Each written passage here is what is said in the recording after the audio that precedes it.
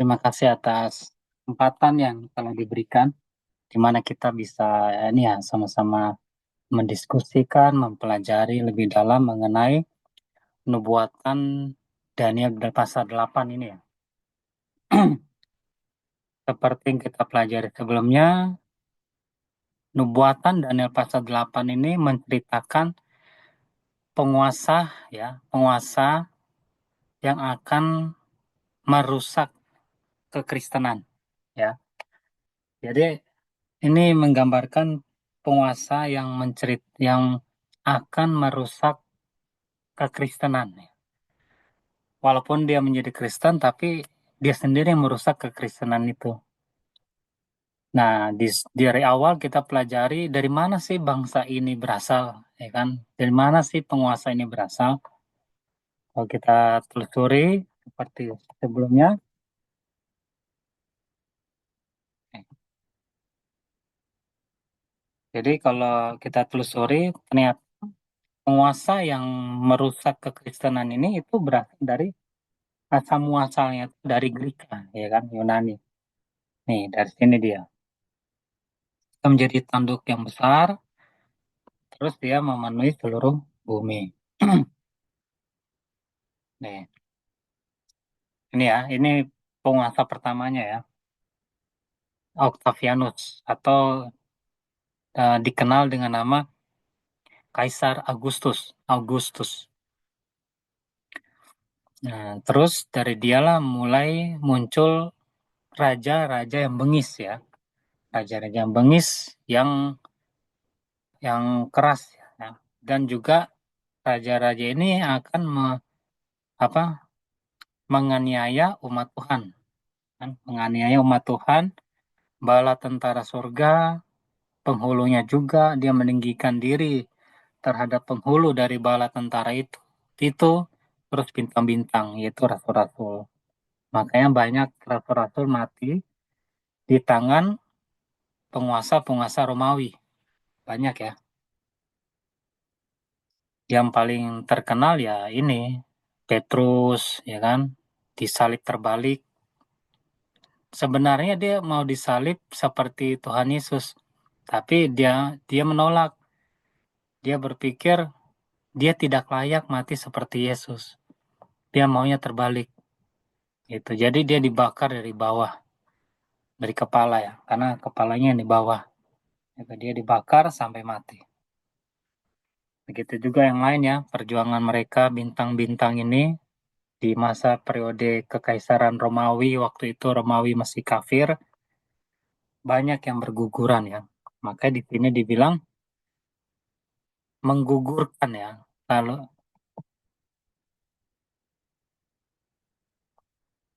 nih, dibilang sini lalu ia menggugurkan beberapa dari bala tentara itu dan beberapa bintang ke tanah. Apakah semua bintang digugurkan sama Romawi? Tidak ya, karena dibilang sini beberapa ya. Siapa kira-kira yang nggak gugur, yang tidak gugur oleh Romawi? Yohanes murid kekasih. Iya, Yohanes nggak mati ya, dia nggak mati. Ada lagi sebenarnya satu, dia bukan mati di tangan Romawi.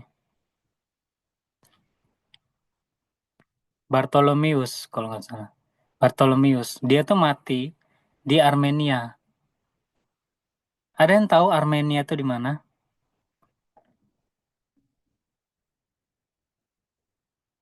Negara Armenia. Ini bekas Uni Soviet. Ya, ini bekas Uni Soviet, Armenia ini. Dan Armenia ini adalah kerajaan Kristen pertama di dunia.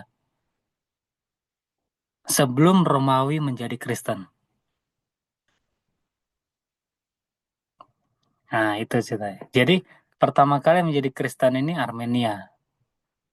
Sebelum Konstantin ini menjadi Kristen. Itu. Tapi si Rasul ini, Bartolomeus, dia matinya di Armenia. Itu. Jadi jauh sebelum Armenia menjadi kerajaan pertama Kristen, Rasul Bartolomeus matinya di situ. Dikuliti sampai mati. Itu sejarahnya. Nah, kalau Armenia ini, kalau kita lihat itu, kalau ada peribadatan Armenia, itu pakai penudung, pakai penudung kepalanya. Jadi apa perbaktiannya itu masih kuno banget lah istilahnya ya. Gayanya kuno, nyanyinya juga ya mirip-mirip Katolik dulu ya. Kalau Katolik sekarang kurang ini sih mewakili. Katolik dulu pokoknya masih kayak jadul gitu ya peribadatannya. Itu Armenia. Itu Kristen juga, tapi bukan Katolik, bukan Ortodoks. Tapi dia Kristen apa ya? Apokaliptik kalau nggak salah ya. Pas saya. Itu Armenia. Nah, terus setelah dia menganiaya bala tentara, tiba-tiba dia menjadi Kristen, ya kan? Pada saat dia menjadi Kristen, semua orang kafir itu di sekitar Romawi itu dipaksa jadi Kristen. Nah, jadi sebelumnya orang kafir menganiaya Kristen, pada waktu Romawi menjadi Kristen, terbalik. Orang Kristen menganiaya orang kafir. Karena siapa yang tidak mau menjadi Kristen, itu akan dibunuh. Akhirnya tempat-tempat ibadah berhala, ya dewa-dewanya orang Romawi itu dihancurkan. Itu dipaksa untuk menjadi Kristen. Akhirnya gereja bagaimana kondisi gereja? Makin banyak apa ini? Lalang. Lalang ya, seperti perumpamaan Tuhan Yesus, maka lalang itu makin banyak di dalam gereja. Nah, kalau makin lama, makin banyak. Jadi dulu tuh murni ya, masih masih apa kekristenannya tuh masih murni. Semua kebenaran tuh masih ada. Tapi waktu makin lama lalang itu bertambah di dalam sidang, di dalam gereja, maka gereja itu tercemar. Udah nggak ada kesucian lagi di dalam gereja itu. Kenapa? Karena praktek-praktek kekafiran tuh dipraktekkan di dalam gereja, ya kan? Nah, jadi apa yang dilakukan di dalam gereja itu akan berlaku di surga juga, ya kan? Kalau kita pelajari ada apa itu istilahnya tempat suci dan tempat yang maha suci. Jadi apa yang telah jadi di bumi itu merusak surga. Kenapa? Karena orang-orang yang tidak bertobat ini dengan menjadi Kristen, berarti di dalam surga itu banyak nama-nama yang tertulis di dalam kitab kehidupan yang sebenarnya nggak bertobat, tapi namanya terpaksa tercatat karena dia terima Yesus. Itu akhirnya tercemarlah tempat kesucian itu. Dan bukan cuma itu yang tercemar. Ada lagi yang dilakukan oleh tanduk yang besar nih. Katanya apa? Dihempaskannya kebenaran itu ke tanah. Kebenaran yang mana ini? Ya, semua kebenaran, termasuk yang sehari-hari.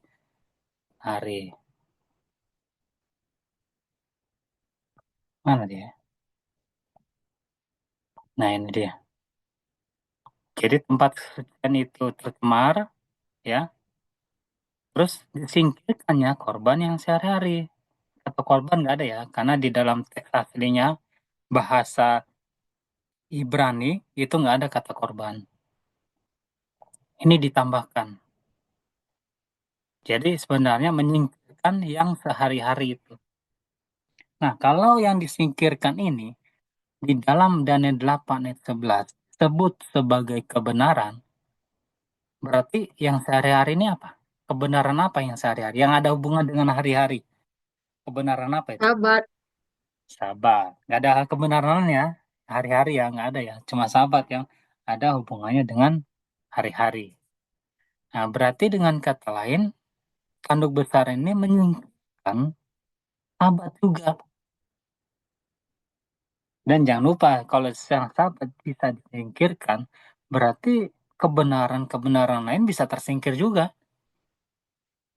Ya kan?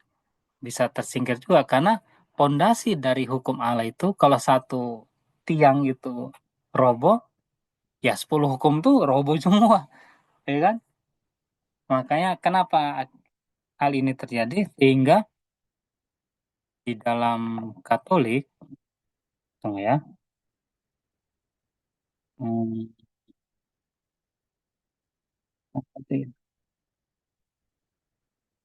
sehingga di Katolik itu mereka merubah ya merubah hukum Allah. Jadi mereka tuh merubah hukum Allah itu diganti.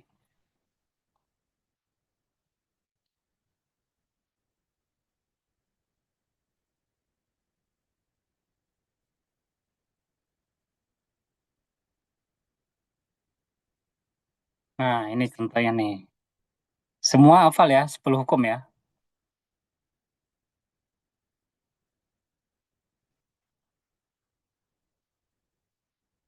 Nggak ada ininya ya.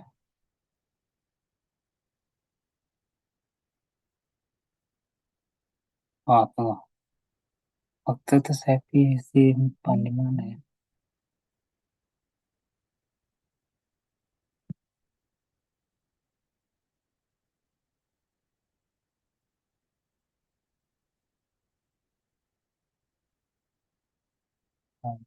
Apa yang tahu hukum Allah di dalam katekismus?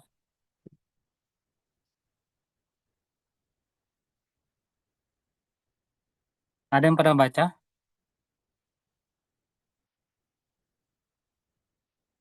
Apa ini? Belum. Malah Belum ya? Oh, tunggu. Waktu itu, tunggu ya, saya lihat di handphone ya. Waktu itu ada, saya dapat ya.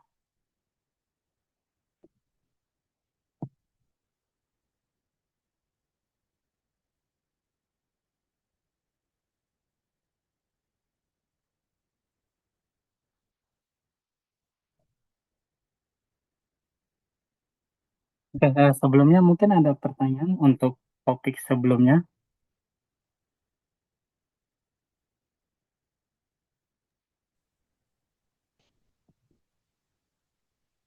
Ada yang mau bertanya tentang yang sudah dijelaskan ayat-ayat sebelumnya?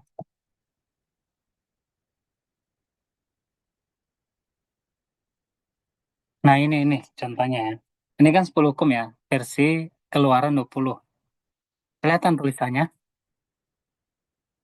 Kelihatan ya? lihat ya. Nah, Kelihatan ya. ini hafal ya, kita sudah hafal semua ya. Nah, coba bandingkan dengan 10 hukum Katolik. Apa yang berubah sini? Coba compare. Coba beberapa menit dilihat apa yang berubah. Hukum keempat Hukum keempat berubahnya apa? sudah Nah, terus apa lagi yang berubah?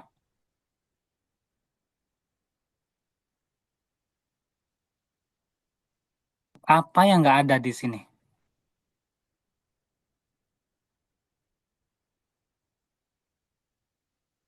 jangan membunuh sudah membunuh. Ayo, coba. Apa yang hilang dari sini? Ini kuduskanlah hari Tuhan tapi nggak ada hari Sabatnya ya. Iya, diganti hari Tuhan. Cuma nama doang. Tapi apa yang hilang di hukum ini? Satu Coba. dua yang Nomor bis- 9 sama 10 tuh kan sama seharusnya. Nah, berarti ada yang hilang kan? Jadi iya nomor 10 dipecah menjadi dua. Menjadi nomor 9 dan nomor 10. Nah, berarti ada yang Ya, hilang. Hilang yang mana ini? yang Yang itu yang dihilangkan Katolik. jangan jangan membuat padamu ilah-ilah apa? Oh, itu juga udah ada ya. Patung kayaknya apa sih? Iya. Ah, tuh patung berhala. Ya, ya, ya. Nomor 2 dihilangin. Apa akibatnya hukum ini hilang? boleh menyembah berhala. Iya. Ini kan?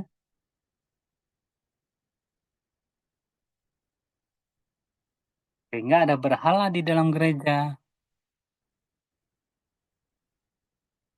Kan dibilang jangan menyerupai apapun di langit, mau di bawah bumi juga jangan diserupai ya kan? Ini bukan cuma diserupai. Kalau masuk dalam gereja Katolik, kalau ada patung Yesus atau Bunda Maria itu, mereka harus berlutut di hadapan patung itu. Terus bikin tanda salib. Benar nggak? Ada yang pernah lihat nggak kebaktiannya? Kalau misal orang datang dalam gereja. Iya, lihat di film-film sih, Bang. Ya, di film-film itu udah benar tuh. Dan di gereja-gereja Katolik begitu. Karena saya pernah sekolah di SMP Katolik. Jadi begitu masuk gereja tuh, mereka berlutut di hadapan patung. Gitu. Ya walaupun itu menggambarkan Tuhan, tapi nggak bisa nggak bisa membuat patung lalu sampai kayak dianggap ilah gitu.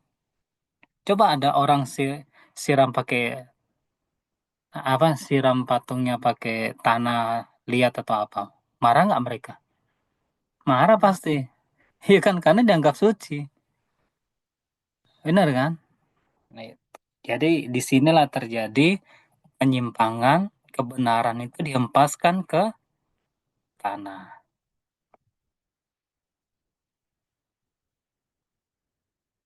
Kenapa? Karena makin banyak lalang di dalam gereja. Nah, kalau lalang makin banyak, anggaplah 90% lalang. Kalau pemilihan ketua siapa yang terpilih? Lalang Ya, yang lalang. Lalang. Sama kayak di dalam gereja kita. Kalau semuanya anak dari yang bodoh, terus kok pemilihan siapa yang jadi? Ya nggak mungkin Ada. anak dari yang bijaksana kan ya. Iya. Itu gambarannya. Jadi makin bobroklah gereja pada zaman itu. Sehingga datanglah reformasi. Itu. Nah, ini permulaan dari kebobrokan gereja itu karena Kaisar Konstantin ini menjadi Kristen, ya kan? Nah, akhirnya banyak bermunculan perbaktian kekejian berlaku, ya kan? Dibilang menempatkan kekejian itu yang membinasakan. Kenapa dia membinasakan kekejian itu? Kenapa kekejian ini membinasakan? ya karena umatnya pada nggak menyembah Tuhan dengan cara mereka sendiri ya binasa. Iya, iya betul. Karena dengan kekejian ini menggiring orang masuk neraka karena tidak lagi melakukan apa yang benar di hadapan Tuhan. Natal dimasukin di dalam gereja, ya kan? Termasuk gereja Advent sekarang masih bawa-bawa itu Natalnya, terus kebaktiannya, patung, terus pembaptisan, Hmm. ya kan? Surat pengampunan dosa, ini surat pengampunan dosa. Nah, akhirnya kebenaran diinjak, kekejian ditegakkan pada waktu itu. Nah, sinilah permulaan dari kebenaran itu diinjak-injak. Terus pemaksaannya di tahun 538. Jadi kekejian itu dipaksakan untuk dilakukan di tahun 538. Semua orang yang menyucikan Sabat itu dibunuh. Sampai 1260 tahun. Gitu. Nah, di tengah-tengah ini muncullah Holy Roman Empire. Romawi Barat udah hancur kan? Sebelum ini 476 dia hancur oleh barbar kan? Terpecah-pecah menjadi berapa kerajaan Romawi? Romawi Barat. Siapa yang ingat nih? Terpecah-pecah menjadi berapa kerajaan? 10. 10, 10 ya. kan? Nah, muncullah di dunia modern sekarang itu England, ya kan? France atau Perancis dan lain sebagainya. Nah, pada waktu kekuasaan Paus ini muncul satu kekaisaran baru, namanya Holy Roman Empire, Kekaisaran Roma Suci.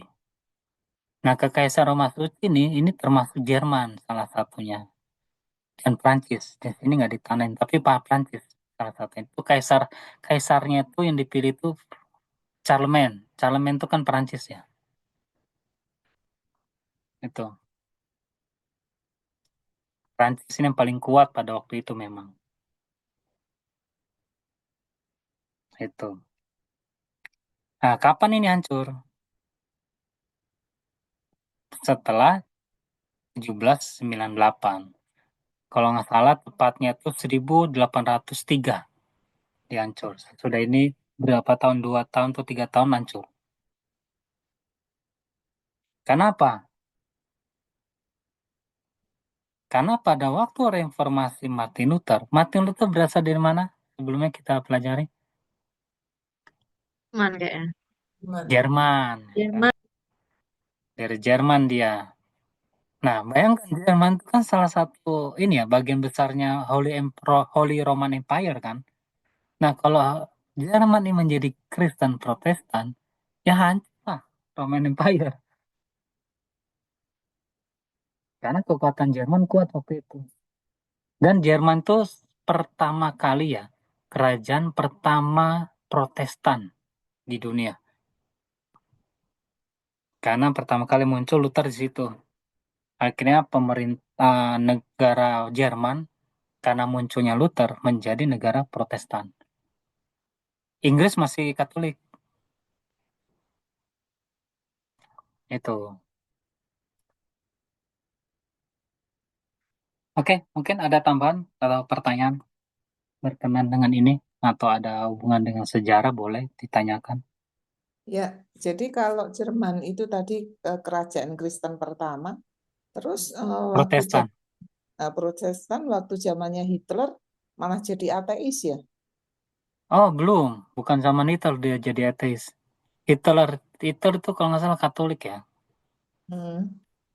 Di Jerman waktu zaman Hitler itu masih mayoritas Protestan. Nanti dia jadi berkurang drastis Protestannya itu pada waktu Hitler mati, kalah perang. Nah, Jerman terbagi dua. Jadi apa? Jerman Timur dan Jerman Barat.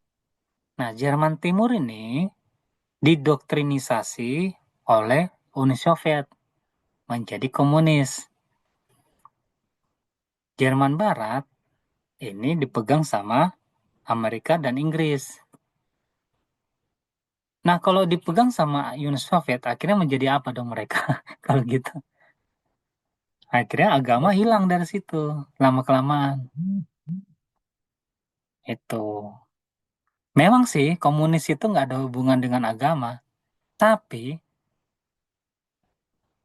agama itu musuh komunis sebenarnya. Kecuali komunisnya nggak murni. Contohnya Cina. Cina itu komunisnya nggak murni. Karena dia udah campur kapitalis. Ya kan? Kalau murni itu Korea Utara. Itu murni itu. Tapi ada tambah-tambah sedikit sih. Udah modif sedikit kalau kalau Korea Utara. Tapi itu memang kayak komunis beneran tuh. Makanya agama terhimpit di situ. Itu makanya tadi seperti Bu Lina cerita itu terjadinya banyak penurunan Protestan itu di saat itu. Terpecah menjadi dua, Timur itu komunis. Gitu. Dulu Kristen itu 90-an% kalau nggak salah. Kalau nggak salah kalau Protestan berapa persen gitu. Pokoknya mayoritas lah. Sekarang udah 50-an% Kristennya. Hampir hampir kalah. Itu sayang banget ya. Padahal bilang gimana? Kenapa Jerman diberkati? Ada yang pernah baca? Belum. Ada di Amaran sekarang jilid 2. Kenapa Jerman itu diberkati? Ada yang tahu? Karena reformasi muncul dari situ. Kenapa Inggris diberkati? Ada yang tahu? Karena reformasi juga muncul dari situ. Terlebih lagi kitab suci muncul dari situ terjemahannya. Jadi negara-negara yang munculnya reformasi itu pasti diberkati. Nah, itu. Ya, Jerman kan udah merosot gara-gara Perang Dunia ya. Tapi walaupun dia merosot, ya, ini Jerman ini, dulu beli roti aja bisa bisa bawa berapa kilogram uang. Uang itu ditimbang, bukan hitung pecahan, tapi ditimbang. Satu roti bisa berapa kilogram uang, uang kertas. Ditimbang dulu uangnya. Karena krisis moneternya itu 100.000% ke atas. Indonesia waktu 98, ada yang tahu itu berapa persen naik harga barang? Nggak ingat kali ya, udah lama ya. Itu waktu 98 kalau nggak salah itu 600% harga barang naik, inflasinya. Nah, kalau waktu Perang Dunia Kedua, setelah Perang Dunia Kedua, Jerman itu inflasinya tuh 100.000%. Itu. Ngeri ya. Nggak, ngeri banget, makanya. Waktu Perang Dunia Pertama selesai, krisis juga. Habis Perang Dunia Kedua, krisis lagi. Hancur-hancuran Jerman dihajar. Tapi pada waktu di modern ini, milenium, ya, di milenium itu di tahun 2000-an, pada waktu Eropa krisis, kan Eropa sempat krisis ya. Salah satunya Yunani itu hampir bangkrut ya. Pernah dengar itu? Spanyol juga itu hampir. Pokoknya semua kena dampaknya. Krisis. Krisis nggak terlalu bahaya sih, tapi ya ada krisis lah. Yang paling bertahan Jerman. Yang paling kuat ekonominya. Nah itu bayangkan ya. Makanya kayak berkat Tuhan itu masih nempel di Jerman. Walaupun udah berantakan Jerman itu. Inggris juga gitu kan. Mau mau ekonominya udah anta beranta, tetap aja Inggris nggak bisa disaingi untuk kekuasaannya. Dia merupakan kekaisaran terbesar nomor satu di dunia sekarang. Karena memang reformasi muncul di situ. Amerika juga reformasi muncul di situ. Ellen White ada di situ. Hotep dari situ, ya kan? Pasti diberkati. Yang berantakan ini si Prancis. Karena dia musuh Protestan dari dulu. Padahal Ini dulu kuat banget Prancis ini. Perancis juga sekarang lagi goyang juga ekonominya ya. Goyang dia. Dulu kan waktu Hitler ini, Perang Dunia Kedua, Prancis ini dikalahkan dalam 5 hari. Langsung bendera putih. Nyerah dia. KO dikuasai sama Jerman. Itu. Ini gambarannya ya. Jadi kita tahu semua ini karena nubuatan. Tuhan menceritakan bagaimana sih kondisi kita sekarang ini sebenarnya. Itu semua ada di gambaran Alkitab. Itulah makanya betapa hebatnya Alkitab ini ya. Lain daripada yang lain. Inilah bukti Alkitab ini memang ilham. Semua itu udah diceritakan ribuan tahun lalu. Tuh, 1.000 tahun ya kalau nggak salah ya. Udah lewat 1.000 ya. Itu. Oke, ada lagi pertanyaan atau tambahan atau yang ingin diperjelas?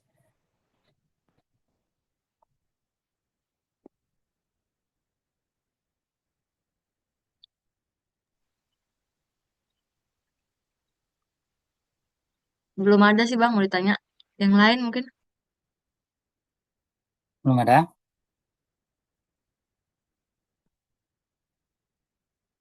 Oke. Nah, dari sini kita bisa tahu ya. Jadi tempat kesucian itu tercemar karena perbaktian-perbaktian yang tidak benar di dalam gereja. Ya kan? Termasuk orang-orang yang tidak bertobat itu masuk dalam gereja.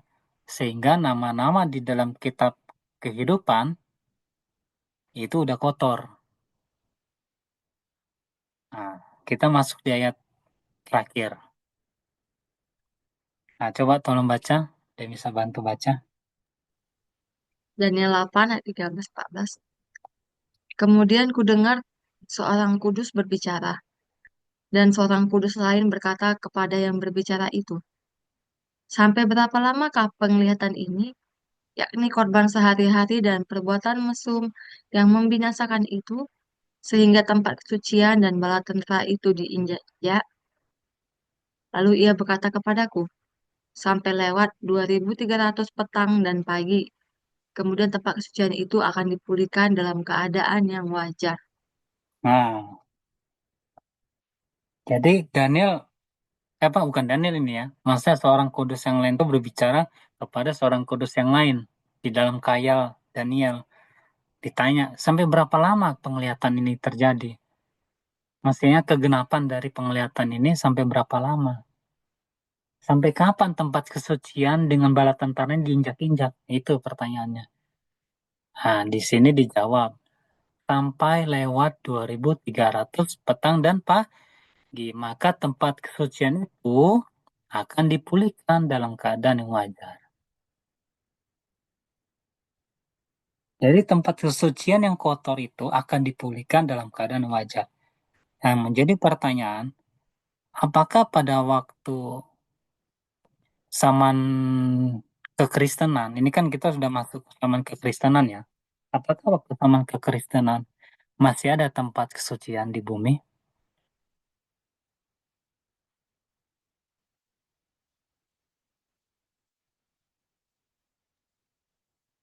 Apakah masih ada tempat kudus di bumi atau Ka'bah? Sinonimnya itu Ka'bah. Ka'bah atau Ka'bah kesucian atau tempat kesucian itu sinonim. Sama. Maksudnya itu tabernakel itu Ka'bah. Apakah ada di bumi Ka'bah kesucian? Masih. Ka'bahnya, Ka'bah. Tahu kan Ka'bah itu? Tempat Kalau kabarnya nggak pacarannya. ada. Ah, udah Nggak nggak ada ada. lagi lah sejak Yesus Iya, sejak Yesus nggak ada. Masih ada sih disalib. sebenarnya, cuma udah nggak diakui lagi karena itu dilakukan oleh orang-orang Yahudi kan, yang sudah menolak Yesus. Tapi waktu tirai Bait Allah terbelah menjadi dua itu tanda bahwa bait suci ini udah nggak berlaku lagi di bumi ini. Nah, berarti di bumi nggak ada lagi dong Ka'bah. Nah, yang menjadi pertanyaan lagi, lalu apanya yang dipulihkan sedangkan tempat kesucian itu nggak ada? Benar kan? Terus tempat kesucian yang mana yang dipulihkan? Nah, itu menjadi pertanyaan penting seharusnya. Kenapa William Miller salah mengerti atau salah paham mengenai nubuatan ini sampai dia bilang, "Oh, ini menggambarkan kedatangan Yesus kedua kali. Kenapa? Ya, tempat kesucian itu ya bumi dan pikiran. Iya, benar-benar sekali. Dia pikir tuh bumi ini tempat sucian Tuhan. Salah sebenarnya, tempat sucian ini maksud ini bukan ini bumi, karena yang di bumi sudah nggak ada. Nah, adanya di mana sekarang tempat kesucian? Ya, di surga. Di surga. Jadi yang dipulihkan itu tempat kesucian yang di surga. Yang kotor itu karena akibat dari orang-orang yang tidak bertobat masuk. Ya, ini makanya kenapa William Miller bisa salah mengerti? Karena memang dia belum mengerti yang di awal-awal. Ditanya kambing jantan, domba jantan, dia nggak ngerti. Dia cuma taunya di ujungnya ceritanya.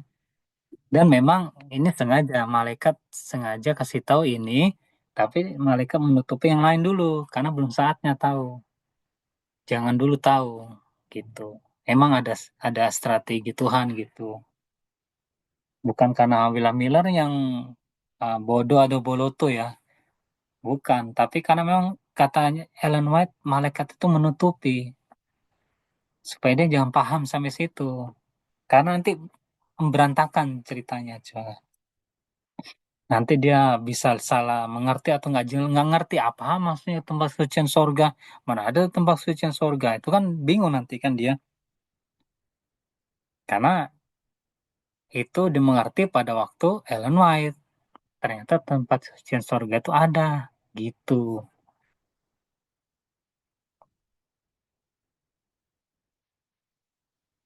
Jadi dia gitu ceritanya. Kenapa Ellen Miller bisa salah mengerti? Nah, kapan dia disucikan dan kapan kebenaran itu diangkat lagi? setelah lewat 2300 petang dan pagi. Nah, berarti dengan kata lain, ini ya, kita belum belajar ini ya, atau mau belajar nanti? Oh, belajar. Nanti boleh Bang, Boleh ya? apa Jumat depan atau kapan ya? Iya, ini cuma gambaran luas ya, karena kita udah tahu, cuma mungkin detailnya nanti kita belajar lebih dalam nanti ya. Nah, jadi permulaan 2300 ini dari Daniel pasal 9, nanti kita pelajari.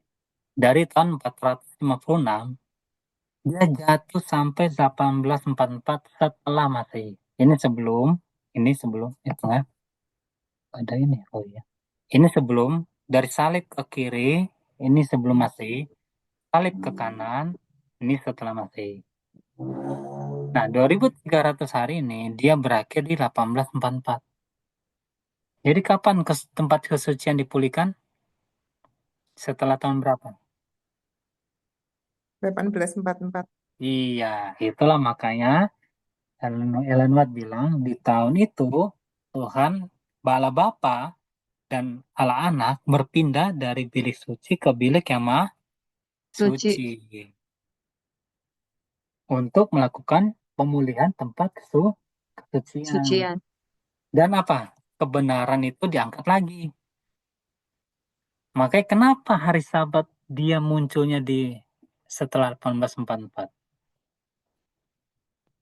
Karena itu nubuatannya bilang nanti setelah lewat 2300 hari baru kita akan Dipulihkan. dipulihkan, ya kan? Semua kebenaran itu diangkat lagi. Tuh, sampai lewat itu. Makanya hari Sabat baru masuk di dalam gereja yang benar itu pada waktu setelah 1844. Terus baptisan yang diselamkan dan lain sebagainya itu berkumpul di situ semua. Kebenaran itu diangkat semua di zaman pergerakan gereja masih atau hari ketujuh. Ini ditadakan nih, ini semua nih. Termasuk ini nih.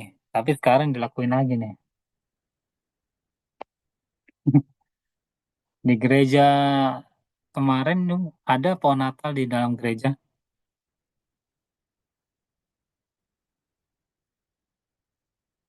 Itu ceritanya. Oke, Kita ada pertanyaan yang ingin memperdalam tentang ini? Atau saya kalau yang bertanya? kalau Stefanus itu ikut apa itu? Stefanus tuh ini orang suci doang, tapi bukan rasul dia. Orang kudus tuh Tuhan gitu. Kayak kayak kita-kita lah, Stefanus gitu. Pengikut gitu aja.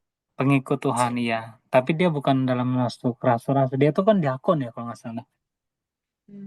Tapi hebat juga ya dia dipilih untuk jadi batasnya. Iya, ada beberapa orang kan. Itu. Stefanus kan dilempari batu. Yang setuju itu si Saulus. Saulus itu yang Paulus nanti. Iya, Saulus itu yang ini. Iya, dia yang suruh lempar malah. Coba Hmm. itu. Tapi ya itulah ya perjuangan Paulus akhirnya berakhir di kepalanya dipenggal ya, Ya. Kaisar Nero.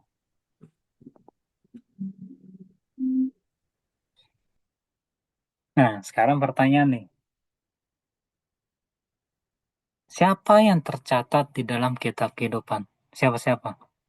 Apa syaratnya?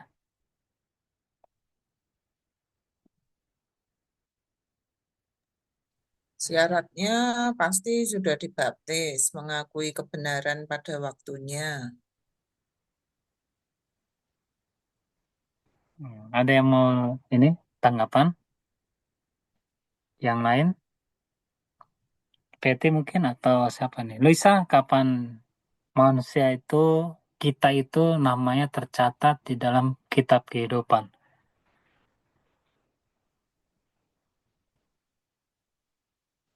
Waktu dibaptis? Pas dibaptis. Nah, kalau nggak dibaptis, kalau tiba-tiba mati, nggak selamat dong. Enggak lah. Ya, anak-anak gimana? Ikut orang tuanya. Orang tuanya. Nah, kalau orang udah dewasa tapi belum dibaptis, mungkin dia umur 18 tahun, belum kan? Mati, gimana? Ya Iya, tergantung. mungkin pertanyaannya jadi kayak gini sih Bang. Ini buku kehidupan kalau dibaptis kan kalau yang gereja Advent masih Advent hari ketujuh ini. Sebenarnya buku kehidupan ini udah ada sejak kapan? Apakah memang maksud aku gini sih, maksudnya apa itu gini, kalau kayak orang-orang benar zaman dulu tuh dia juga tercatat di situ nggak ya? Tercatat. Ya, tercatat. Jadi kalau kita baca di dalam Wahyu 4 dan 5 itu kan memang ada gambar binatang tuh. Jadi binatang-binatang itu kan menggambarkan periode-periode. Jadi Iya, kan betul. sejak awal itu sebenarnya kan Tuhan punya sidang. Semenjak Adam dan Hawa itu si Kain dan Habil pun sudah menentukan dia mau sidang yang mana, kan begitu. Udah Nah, tercatat. itulah buku-buku itu tercatat semua. Jadi makanya kita nanti menghakimi orang-orang yang tidak tercatat di buku itu Nah, yang makanya mengikuti. kembali ke pertanyaan tadi kan.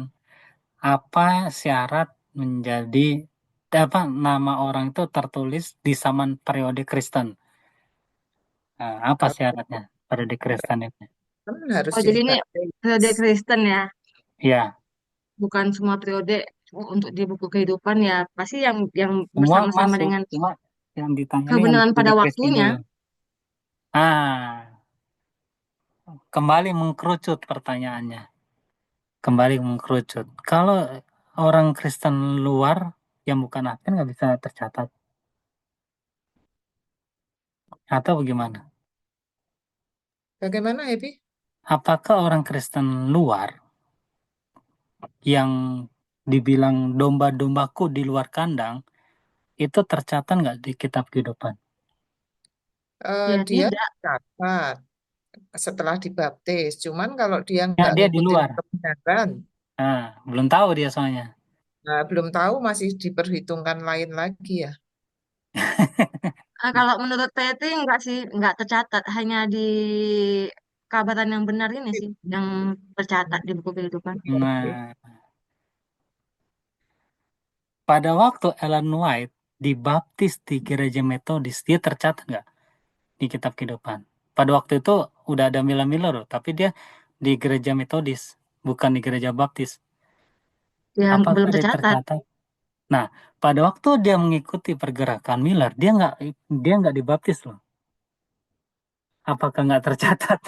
Kan cukup sekali aja kalau dibaptis kan. Iya, Tapi dia terus udah mengimanin perkabaran pada zamannya, pada saat itu gitu. Gimana jadi tuh? syarat dari dicatat itu harus mengimani pekabaran saat itu, atau gimana? Ya, ini pertanyaan bagus ini Bang sebenarnya. Iya, banyak orang kurang ngerti soalnya. Jadi gini, ini gambarannya. Nanti saya kasih bukti kalau kita belajar pengadilannya 2300 ini ya. Nanti kita pelajari lebih dalam. Ah, kata Ellen White, semua orang Kristen yang melakukan pelayanan namanya tercatat di dalam kitab kehidupan. Semua orang Kristen mana ini? Ada nggak pembatasan?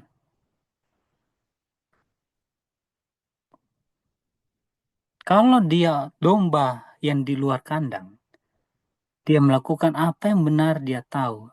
Dia tidak tahu tentang pekabaran Advent. Dia setia di dalam pergerakan dia. Dia meninggal. Apakah tidak selamat?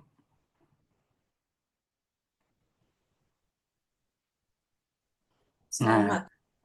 di dalam Traktat nomor 3, semua orang ya, nah maksudnya, ketika seseorang menerima Yesus sebagai juru selamat, namanya ditulis di dalam kitab kehidupan. Berarti syaratnya apa?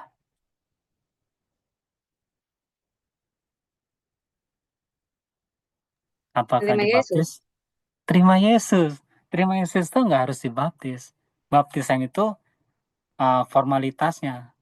Tapi inti dari nama yang tercatat itu pada waktu dia mengakui Yesus sebagai juru selamat.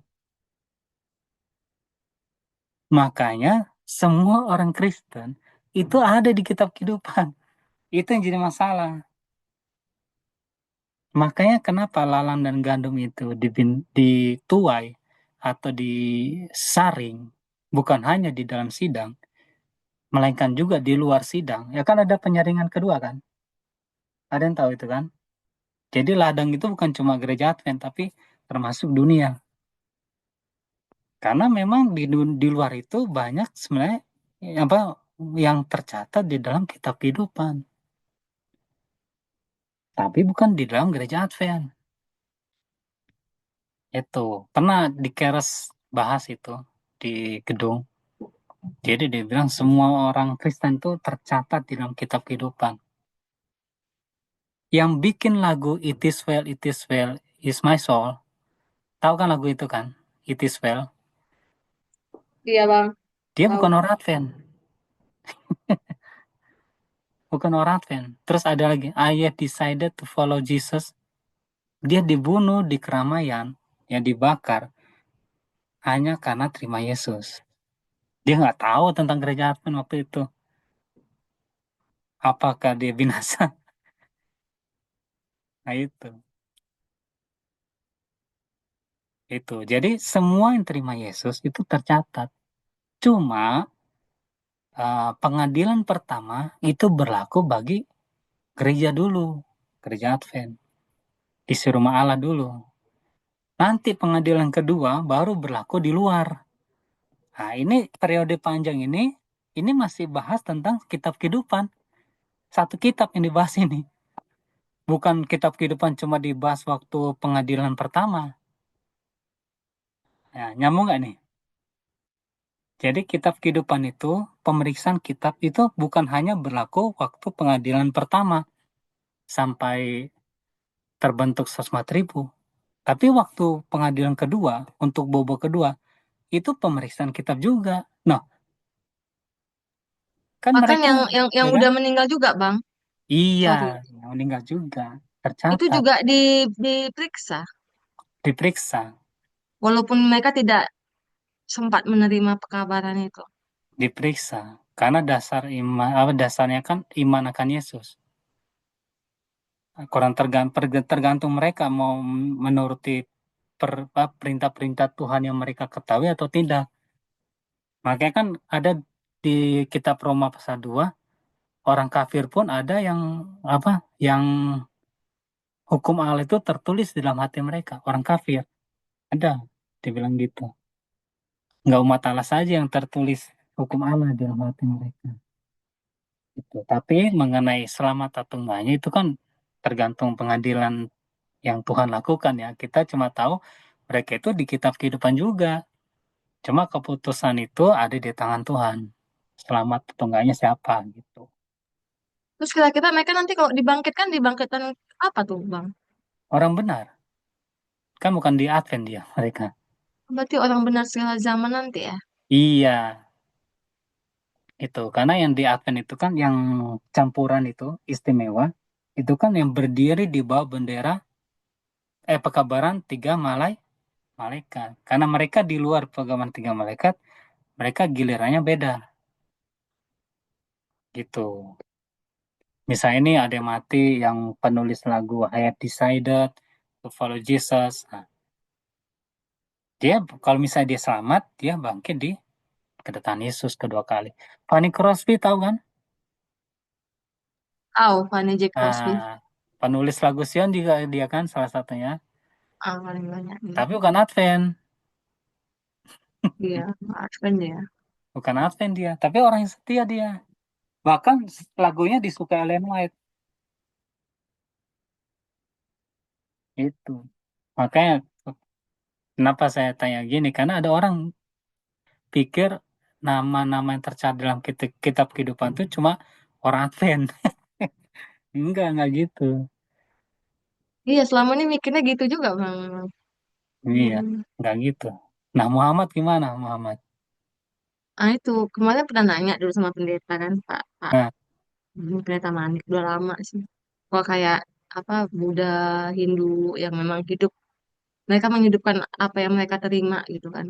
Katanya sih mereka nggak dibangkitkan juga nggak di gimana gimanain sih, ya dianggap begitu saja gitu. Itu Ya, gimana? nggak tertulis kalau itu mah. Kata tulis ya. Mungkin yang jadi pertanyaannya, anggaplah Mahatma Gandhi contohnya ya. Mahatma Gandhi itu hidup di periode apa? Kristen atau bukan? Kristen Nah, dia tahu Kristus, tahu ya. tapi kenapa nggak jadi Kristen? Dia benci penjajah lah. Nah, itu nggak bisa jadi alasan sebenarnya kan? Kalau kalau alasan gitu nanti orang-orang Waldensia nggak jadi Kristen, ya kan? Itu. Jadi itu udah hak Tuhan lah. Ini mau selamat atau enggak tergantung Tuhan lah. Itu intinya sih. Tapi kalau dia tahu kebenaran, tapi dia tidak ikut, sebenarnya dia nggak selamat. Seharusnya ya, seharusnya ya, seharusnya. Muhammad contohnya. Orang-orang Kristen pada dibunuh, kenapa dia nggak jadi Kristen malah malah dia jadi pembunuh Kristen juga, ya kan? Kan dia hidup di zaman kegelapan agama. Ya Banyak orang kegelapan Kristen agama. dibunuh, ya kan? Nah, kalau dia berpikir orang Kristen bejat, nah kenapa dia nggak menjadi salah satu pengikut dari orang-orang Waldensi ke atau apa? Kenapa dia malah jadi pembunuh, pembunuh orang-orang Kristen, ya kan? Berarti otomatis Muhammad nggak selamat. Itu hak Tuhan kalau itu sih. Tapi secara teori seharusnya enggak ya, seharusnya ya, seharusnya enggak gitu. Apalagi pengikutnya lebih parah lagi. Udah sesat nabinya, tambah lagi pengikutnya. Karena Muhammad ini kan sebenarnya dia di lingkungan orang Kristen juga. Pamannya orang Kristen kok. Dia tuh menikah dengan Gadajah, apa? Lupa nama istrinya tuh. Itu pernikahan Kristen. Itu.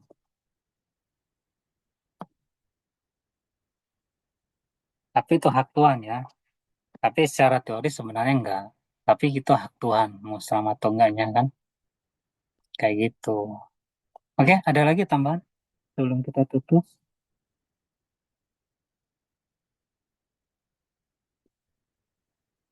Berarti nanti berikut kita coba perdalam itu ya.